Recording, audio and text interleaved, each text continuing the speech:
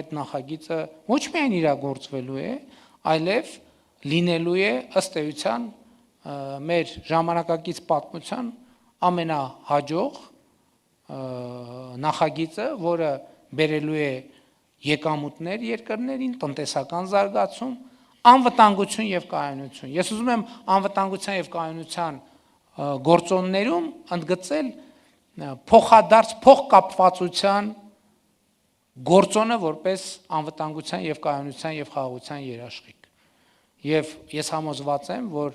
տարածաշրջանի կոմունիկացիաների բացումը համաձայն օգոստոսի 8-ի հռչակագրի այն կարևորագույն գործոնն է, որը խաղաղությանը տալու է գործնական տեսք։ Ես ելի եմ ասում, իհարկե շատ բարձր եմ գնահատում, որ այդ գործոններից մեկը հենց այսօր այս ժամերին ընթացքի մեջ է։ Ես իհարկե չգիտեմ, թե այդ գնացքը Ղազախստանից ուր է հասել,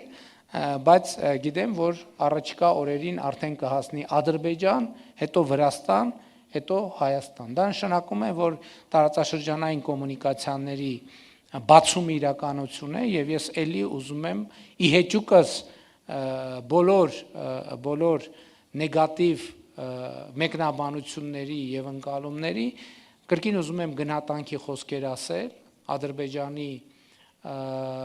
նախագահի հասցեին, ով այդ որոշումը կայացրեց, իմիջիայլոց ասեմ, որ այդ որոշումը, դա էլ է շատ հետաքրքիր բան,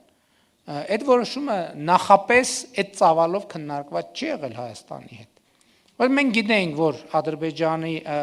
որ կա ըմբռնում համաձայնություն, որ մի գնացք կգա, բայց դա եղել է, մեր ընկալումը եղել է այդ մի գնացքի մասին։